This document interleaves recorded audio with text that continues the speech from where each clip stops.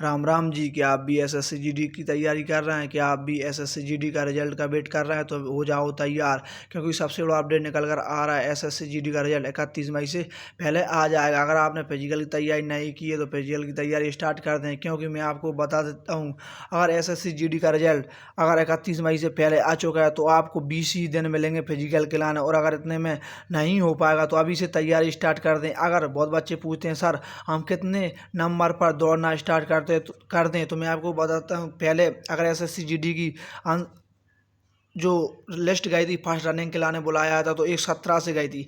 और देखा जाए तो अगर आपके 125 प्लस नंबर है तो आप फिजिकल की तैयारी स्टार्ट कर दें, क्योंकि मैं आपको बता देता हूँ इसका cut off, final cut off लगभग आपके अगर ओबीसी हैं तो आप 130 और 140 के बीच में तो आपका फाइनल सिलेक्शन हो जाएगा। ईडब्ल्यूएस में इसमें थोड़ा कम नंबर से जाती है, तो इसमें अगर आपके 120 या 125 के बीच में तो आपका सिलेक्शन हो जाएगा। ST SC वालों का बहुत कम जाता है, 110 या 120 के बीच में। तो हो जाओ तैयार, क्योंकि रिजल्ट आने वाला हो और तैयारी कर लें। बहुत बच्चे पूछते हैं सर इसका फिजिकल में क्या होता है, क्योंकि पेपर तो दे दिया पर उन्हें फिजिकल के बारे में कोई जानकारी नहीं रहती। तो मैं आपको बताता हूँ, इसकी फिजिकल में आपको 5 किलोमीटर रनिंग करना है। अगर यह फिजिकल CISF होम ग्राउंड पर लिया जाता है तो आपको बताता हूँ 5 किलोमीटर रनिंग आपको 24 मिनट में करना है। तो यह चीज़ तो नॉर्मल हो जाती है, क्योंकि अगर आप तैयारी कर रहे हैं तो आपका फिजिकल नॉर्मल हो जाता है। अगर आप अभी तैयारी कर रहे हैं तो बहुत बच्चे पूछते हैं सर हम डाइट में क्या लें, क्योंकि हमसे रनिंग हो ही नहीं रही है, थकान महसूस हो रही है, और 5 किलोमीटर रनिंग कैसे करें, क्योंकि 5 किलोमीटर रनिंग बहुत हो जाती है। अगर आप फिजिकल तैयारी नहीं कर रहे हैं तो, अगर आप तैयारी कर रहे हैं तो जो बच्चा तैयारी उसे नॉर्मल लगता है। तो मैं आपको बता देता हूँ कि आपको डाइट में सबसे पहले मैं आपको डाइट बताता हूँ, डाइट क्या लेना है। सबसे पहले अगर आपने स्टार्ट की है फिजिकल तो मैं आपको बता देता हूँ कि आपको चने का दाल लेना है या मूंग की दाल, या 2 चीज़ें आप रोज़ गलाएं।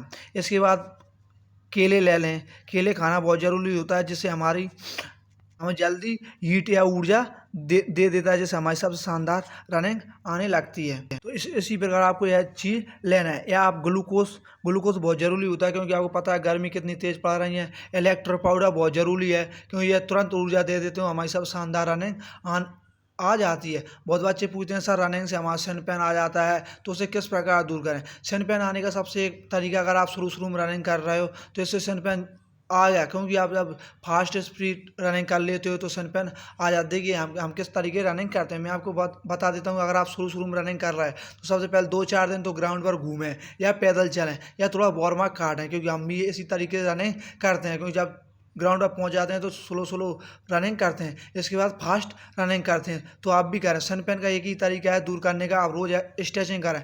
स्ट्रेचिंग करना बहुत ज़रूरी होता है। अगर आप स्ट्रेचिंग करते हो तो सन पेन कभी नहीं आएगा।